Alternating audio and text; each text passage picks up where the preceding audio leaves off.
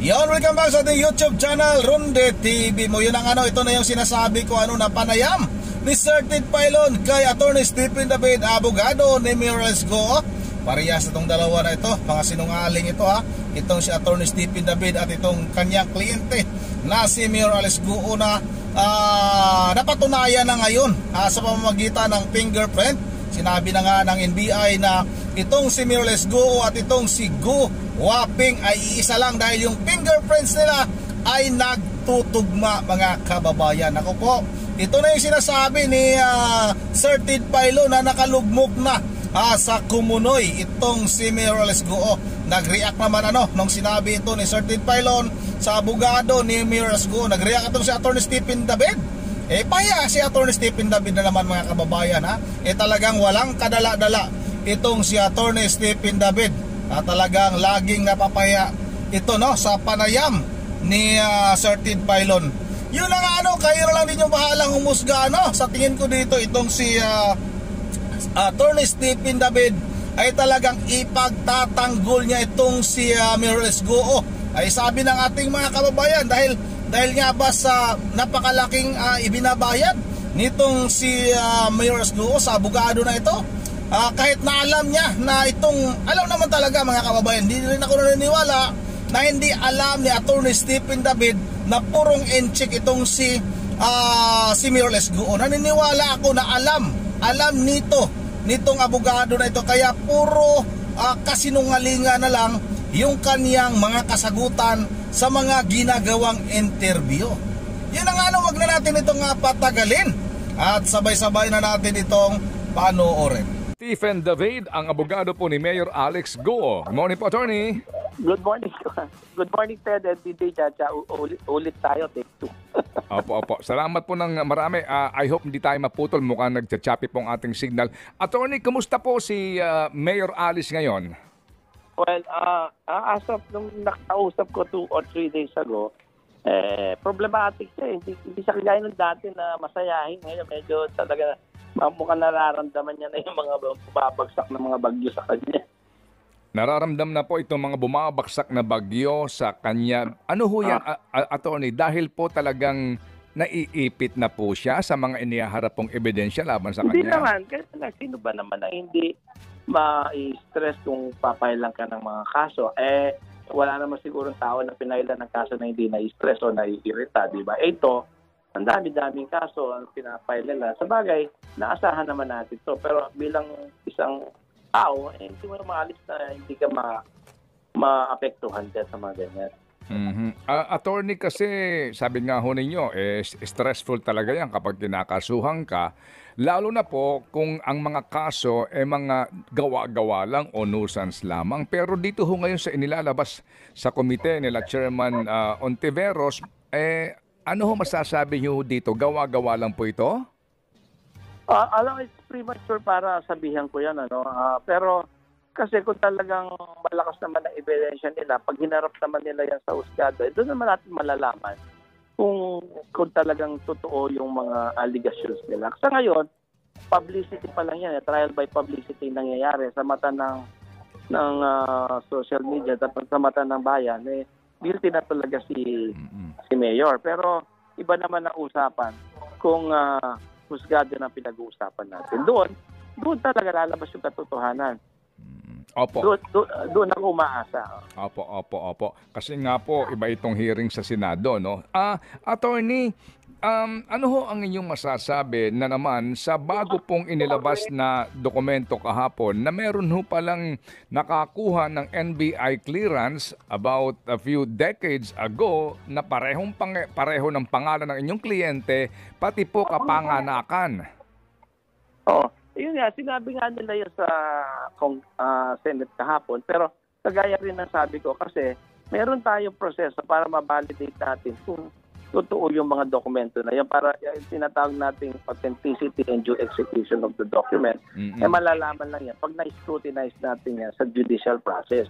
Sa ngayon kasi, it's so premature to comment on things like that, lalo na hindi ko naman nakita pa yung mga dokumento. Diba? So, hindi ko naman sinasabing fake yan, hindi ko rin sinasabing totoo yan, pero nowadays, madali naman kasi maggawa ng mga documents. So, it's so premature on us to comment on that. Pero pagdating ng tamang panahon, pag hinarap nila yan sa, kung I presume, gagamitin nila yan sa korte, hindi lamang sa Senate, hindi lamang sa public media, I presume gagamitin nila yan sa court. So, by that time, mababalidate natin yung totoo hindi.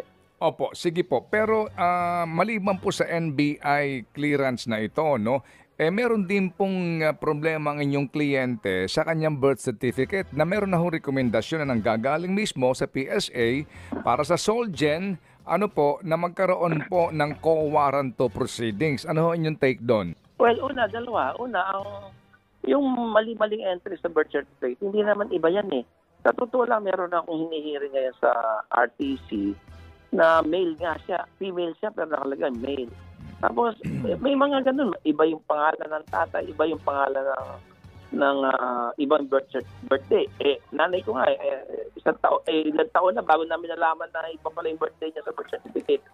Yung asawa ko nga, iba pala pangalan niya sa totoong Ganun talaga. Pero ang ibig ko sabihin, kung may mali doon sa birth certificate, kino-correct yan. Okay. Kino-correct yan, may proseso tayo sa husgado dyan. Ang point lang, kung yan ang magiging basihan para tanggalan mo ng citizenship ang isang tao, parang unfair masyado yan. Kasi basta dami na mga nililitis natin sa husgado na mali-maling entrada sa birth certificate, hindi naman apektado yung citizenship ng isang petitioner. Okay. Sige po. So kung sinasabi ho ninyo na hindi naman na bago yung mga pagkakamali sa entry ng birth certificate, no? At hindi makatarungan, natanggalan mo ng citizenship ang isang tao dahil lamang sa maling entry sa birth certificate, paano po itong mga mali? Mali ba ito na sinasabi po ng AMLAC na yung pong bank applications ng inyong kliyente, iba-iba ang nanay. Iba-iba ho ang mga pangalan ng nanay niya. Meron pong Winnie Lial, Wenny Lial Lin, Wenny Lin Lial, may Amelia Lim, iba-iba pong pangalan. Ano ho iyon? Mali lang po ng entry? Hindi ko rin masasagot yan kasi una-una hindi pa naman namin na confront yung mga allegation na yan, yung mga dokumento na yan. Kung kagaya ng una ko sinabi doon sa NBI, kung gagamitin nila yan sa proper forum, magkakaroon kami ng pagkakataon na ma-scrutinize yung mga documents na yan. Malay mo, siya ba talaga yun? Hindi na, so premature. Hindi ko sinasabing hindi, no? Hindi ko sinasabing siya. Pero as a lawyer, it's so premature to comment on something na hindi ko na papag-aralan, hindi ko nakikita. Opo. Paano po naman po yung passport po naman na iniharap din po ng Immigration Bureau? Ito ho ba inyo na pong nasuri din na mukhang may pumasok po na yung picture nga po ikahawig na inyong kliyente at Chinese citizen pero ang tinutukoy po ng immigration, mukhang it's the same person as your client. Yun na nga, mukha. Sabi nila, ganun din yun. Kasi kung talagang siya yun, yun ang katotohanan. Lalabas naman ang katotohanan. Pero sa ngayon, hindi ko sinasabing siya yun. Kasi una, hindi naman namin na na-confront yung mga ganyan dokumento. Sa atin naman, kung ano yung totoo, we will abide with that. Ang katotohanan naman talagang kailangan natin ilabas Kaya lang, kung sinasabi ko lang, sana mabigyan ng tamang proseso at saka mabigyan ng malinis na laban yung tao para hindi naman lahat ng naakusahan masama kagad sa paningin ng tao. Hindi ho ba malinis? Kung confident sila na totoo yan, lalabas din naman yan Huwag na lang ilabas sa ganyan mga forum na makakasira sa pangalan ng tao na wala pa naman talaga formal na sa kanya, kaso, di ba? Pero hindi ho ba, kung sabi ho ninyo malinis na laban, bakit malibang ginagawa nila Senator Risa Ontiveros, nila Win Gatchalian, Senator Win na iharap itong mga bagay na ito para humakonfront ng inyong kliyente in an open forum? Una-una, boss, ang trabaho ng Senate is in aid of legislation. Ang niyan, bakit kailangan kalkalin ang private life ng isang tao?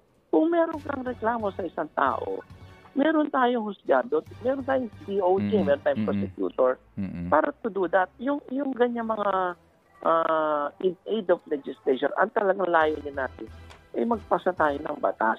Kaya nga ang tawag sa kanila, resource person. They deserve respect and integrity bilang resource person kasi may mga gusto ka nga malaman sa kanila. Pero hindi para ipahiya mo yung tao na ang dami mong conclusion, ang dami mong ilalabas na makakasira sa tao. Sabihin mo totoo, sabihin mo hindi. Ang husgadong maghuhusga noon, ang magsasabi doon. Opo. So ito hubang subject matter ng committee hearing is a public matter at hindi ito imbued with public interest? Public matter yan, siyempre. Pero ano ba ang layunin nila in aid of legislation? Di ba? Kung talagang, ako lang ito sabi na, opinion ko lang, doesn't matter naman, opinion ko lang. Ako lang, kung ganito na ang aking conclusion, meron na akong matibay na basihan, kung ako yun, uumpisa na ako maggawa ng batas kasi yun naman ang trabaho ko. Sa tagal na ng Senate investigation na to, alangan namang hindi pa ako nakakuha ng sufficient data para maggawa ako ng kinakailangang batas. Hindi ko na siguro kakailangan hintayin pa yung busisiin personal life ng isang tao para ako gumawa ng batas. Opo. Hindi naman kaya po sa ngayon, kaya hindi magkanda ugaga ang kliyente nyo dahil siya po ay nalulugmok sa kumunoy ng kasinungalingan? Kagaya yan, conclusion yan, boss. Hindi po, attorney, this is a question. It's a question. Hindi kaya, di ba? Hindi ko yan masasagot. Diba? Hindi kaya po, kaya nalulugmok ngayon ang inyo pong kliyente, hindi nga po nakaharap dahil siya po ay siya po ay trap, no? Opo, dito po sa kumunoy. Paano natin sasabihin kasi ngalingan niya, wala pa nga tayo pagkakataon. I-confront ang mga testigo na yan sa husgado. Kung mapapatay, sa ngayon yung sinasabi ko, boss, conclusion na yan parang naka-mindset na nagsisinungaling yung tao. Ano pang basihan no? Dahil sa lumalabas sa social media, sa media trial by publicity, parang hindi naman yata serious. Kasi meron naman lalabas dyan sa husgado, may hahatulang ka naman, guilty or not guilty. Siguro, pag ganun, pag sinabing guilty, nagsinungaling ka, doon natin sabihin na nagsisinungaling yung tao. Pero sa ngayon, uproar yan ng media dahil alam mo na ngayon, ang dali-dali na magkalat ng mga informations. Hindi mo naman sinasabing hindi totoo yun. Hindi ko rin naman sinasabing totoo yun. Opo. Naunawaan po namin attorney, ang yung nga pong sitwasyon bilang manananggol sa kasong ito. Pero sa punto po nung ating pag-oobserba sa labas po lamang ng Senado, itong mga mamamayan, sa hindi po pagsagot ng tuwiran ng inyong kliyente sa mga bagay po na sa pangkaraniwang kaisipan po madali mo namang maalala o kaya malaman at sa kanyang hindi na po pagharap ngayon sa panibago pong mga inilalabas umano na katibayan laban sa inyong kliyente, paano po namin dapat tatanggapin ito? Well, una-una yung sinasabing hindi pagsagot. Kasi depende yan sa tanong. Halimbawa, tinanong siya doon, kilala mo ba itong Sheila L. Gu? Sheila Lial Gu? Ang tanong dyan, kapatid mo ba to? Sa totoo lang, kung sinasabi mong Lial, para insinuation nun, kapatid niya yung sa nanay niya. Yung pagkakala niya, wala siyang kapatid sa nanay niya. So, paano niya sasagot niya? Ngayon, sinasabi niya, i-check ko po, babalikan ko kayo. Which, ginawa naman niya nung sumunod na hearing. Ang ibig ko lang sabihin, may mga tanong kasi talaga na kailangan mo maging sigurado bago mo sagutin. Kasi nga, under oath ka dyan. Pero, sa pananaw kasi ng tao, ng media, nagsisinungaling na siya, evasive na siya, etc. Kasi kung napanood mo yung buong Senate investigation na yan, hindi naman ganun ang talagang gustong lumabas Nagkakataon lang na yung mga tanong niya, kailangan niyang i-validate muna. Kaya nalaman niya na ganito pala yan, sinabi naman niya, binolunteer naman niya yung information na kapatid ko pala yan sa tatay ko lang, hindi sa nanay. So, opo. Maraming ganun, no? Opo, sige. So, sa ngayon po, attorney, hindi nga siya sumipot at ito nga po, may kopya kami ng kanyang sulat and hopefully po later on, mababasa po namin to sa kabuuan, para sa kanyang panig mismo. Paano kaya ito dahil sa meron na pong ilalabas na subpina at mauobliga siya na haharap? Haharap kaya si Mayor? Well, kahapon, di siya naka-attend. Kasi nga, may sitwasyon, mayroon siyang 3 days na nga siyang hindi okay Kaya lang, kung sa susunod na hearing, okay siya, wala namang, nothing will stop her from attending the hearing. Naman, lalo na kung may subpina, alam na natin yan may kaukulang parusa yan pag hindi siya nag-attend. So, I don't see any reason bakit hindi siya mag-attend kung may subpina siya. Although, hindi ko makikita yung future kasi future niya. Pero ako, ang paniwala ko, dahil lang nagka-problema siya kahapon, pero kung wala na yung sakit niya, maayos na siya, wala naman ako nakikita reason ba't di siya magtatin. Opo. So, but so far po, sabi ho ninyo, kailan siya huli nyo nakausap? At dito po sa balitang ito, siguro kahit wala pa kayong kopya ng sinasabing subpina, dapat nang pag-usapan niya kung paano po ang inyong magiging desisyon. Okay naman. Mag-attend naman yan eh. Hindi ko alam kung kailan. Pero nakausap ko siya, hindi ko na sure. Pero within the week, within this week ko nakausap ko, hindi nung Sabado, latest linggo yun. Dami ko kasi kakausap eh. Opo. Attorney, marami na ho itong kaso na posibleng harapin ng inyong kliyente sa hukuman. Iba-iba, marami na po ito, no? Pero ang pinakamabigat dito, itong non-bailable offense na human trafficking. Opo. Sa ngayon po, as in, wala ho dito pinag-uusapan na anumang pong kaparaanan para hindi ganun maging kabigat ang kanyang kaharaping kaso. Like for example lang po, plea bargaining at this early? Alam mo boss, yung human trafficking, hindi naman sa overconfident ako, no? Pero ang ano naman yan ang labo naman ng human trafficking. Okay. Sino ba ang mga na-traffic? Nandun ba siya? Una-una, kung meron man silang sinasabing participation siya dahil yung connection niya sa Vauco Land Development na noon pa naman yun. Ang ibig sabihin, ano ba yung Vauco Land Development? Nagli-lease yan leasing housing construction facility. It has nothing to do with POGO. Itong Vauco Land, nagpapaupa. Ang dami-daming buildings niyan. Ngayon, sa isang building may tatlong palapag na naka-ano na nag-release yung isang POGO operator, yung Zunzuan. Kung ang mahigit 40 ang building, wala namang POGO, etc. dahil talagang legitimate operation yan, ibig mo ba sabihin, human trafficking ka? Napakadelikado naman president yan. Kung halimbawa, isang hotel na malaki, sa 3 floors doon, merong dinitain, kakasuhan mo na may-ari ng hotel o yung may-ari ng building. Napakadelikadong president yan, di ba? Kailangan kung may human trafficking, ipakita mo yung tao na yon. May kinalaman siya, hindi lamang dahil nag-leasing company sila.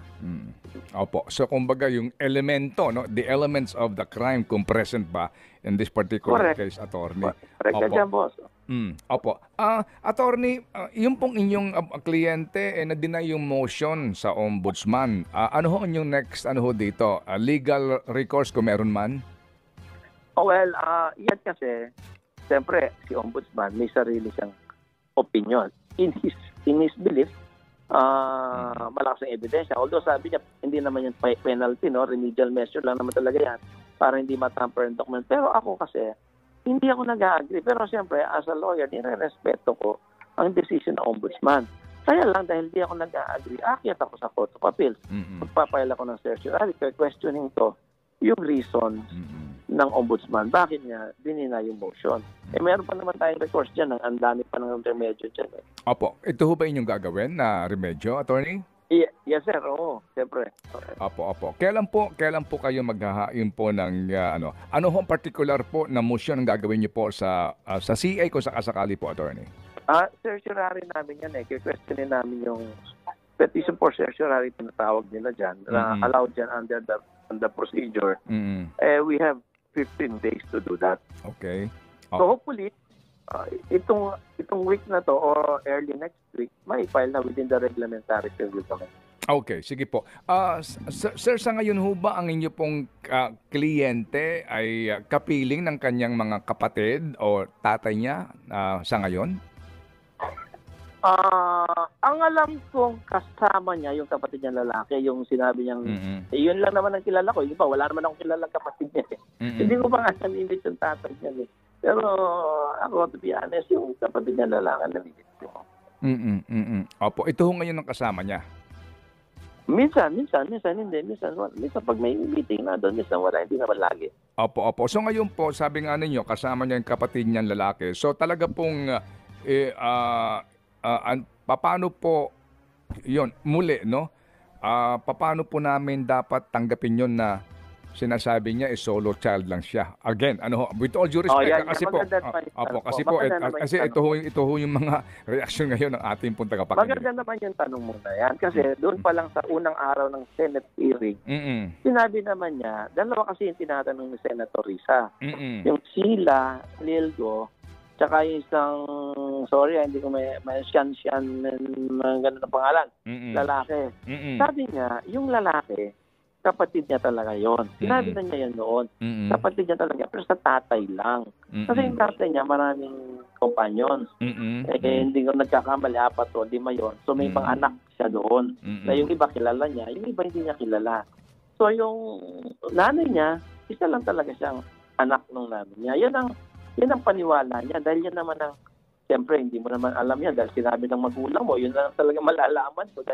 Una-una, wala ka pa namang malay nung sinilang ka. So, sinasabi ng tatay niya, siya lang talaga ang anak niya doon sa Amelia. Pero sa ibang babae, may mga kapatid siya. Kaya yung lalaki na yan, something like that, kapatid niya yung sa tatay. Opo. At attorney, I hope you don't mind me asking kasi po itong ating nanggigigil attorney Stephen tong aming mga manonood no. Para lang ho nila maintindihan ang inyo pong sitwasyon dito bilang abogado.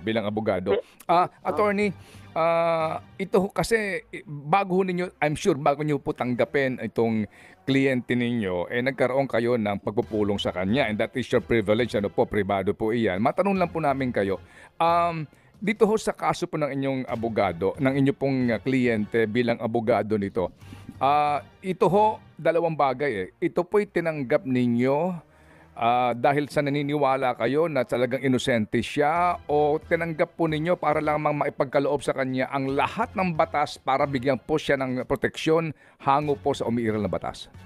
Una, boss, ako pag ginandel ko yung isang kliyente, siyempre alam mo, ang una-una kasi ang katotohanan. Jesus is the way, the truth, and the life, di ba? Amen. So, ang katotohanan si Kristo, di ba? So, tayo, hindi naman tayo ma-handle ng case para lang tayo magkamal ng pera or what. Ang akin, ano ba talaga? Kasi ako, within my kakayahan, within my capacity, inaalam ko talaga kung ano ba talaga. Pero siyempre, hindi ko naman sinasabing lagi akong tama.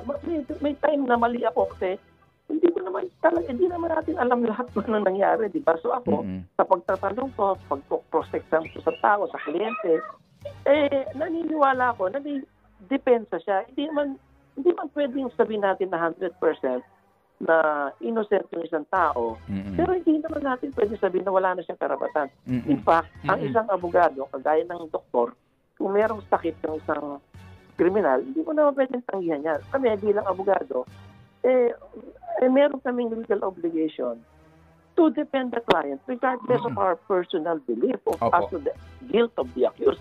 Hindi lang kami inaalaw magsinungaling. Yan naman talaga ay dapat huwag nating gawin yung pagsisinungaling.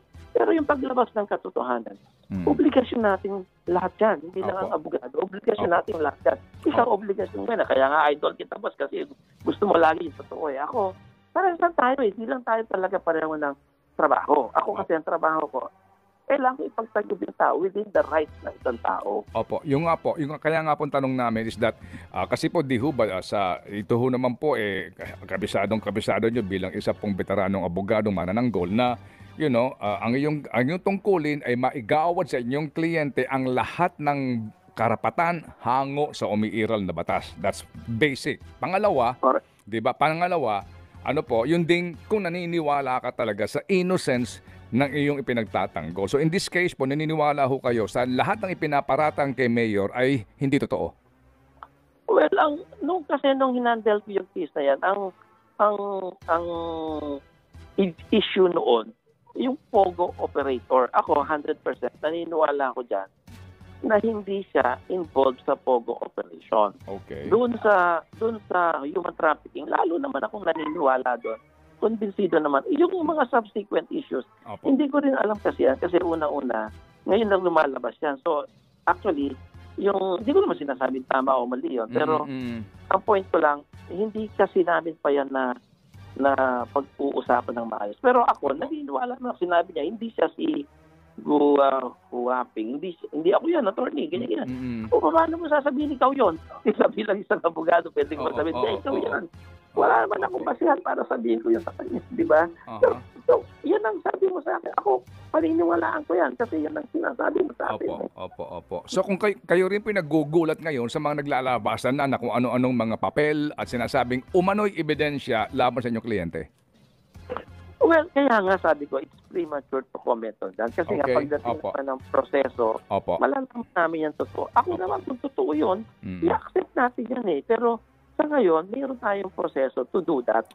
Nasa husgado yan. Doon kasi, alam mo boss, may presenta yan ng nag-akusa, tapos meron tayong tatawagan na i-validate mo yan yung due execution, validity, genuineness, siya ba nagpirma, sino nagtanggaling to, illicit ba to, mga ganun yan, lalo sa husgado yan. Sige po. Okay, so attorney, again, ano po, imparting, ano po ang sinasabi ng inyo pong, kung sakasakali po, ang posibilidad na siya po'y haharap kapag nakatanggap ang subpoena? Ay, ako naman, i-contest ko naman siya mag-attend.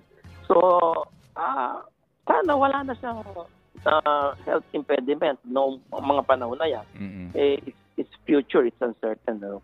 Pero bilang abogado, siyempre we are always within the legal process. Ako advocate natin, legal process, due process. Yan lagi pinaglalaban natin. May tanong ka ba, Chacha?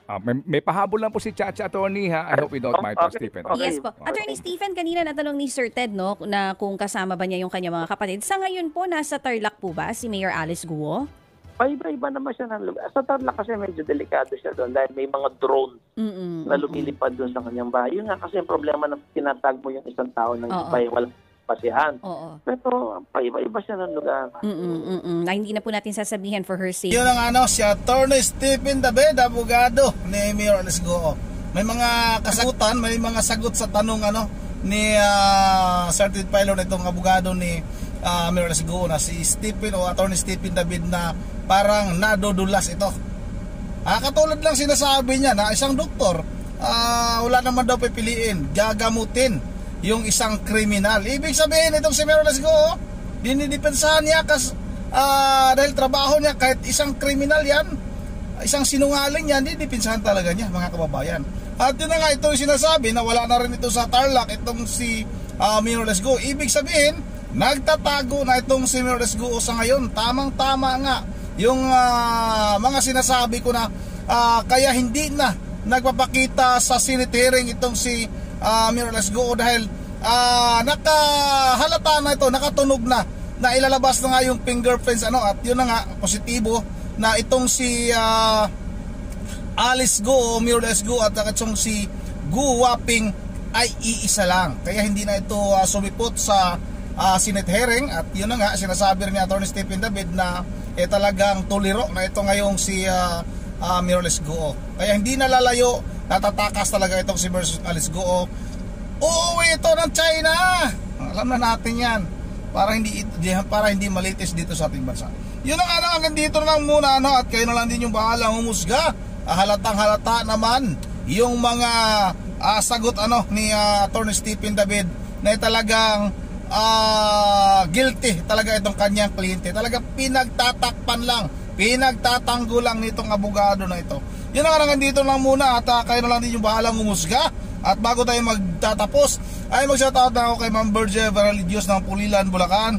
Shoutout na rin kay Ricardo Magallanes. Shoutout kay Felipe Galisa at kay Mita Ardente. Yun ang dito lang muna at once again, this is Ronde TV mo. Ingat ang lahat. God bless bawat isa sa atin.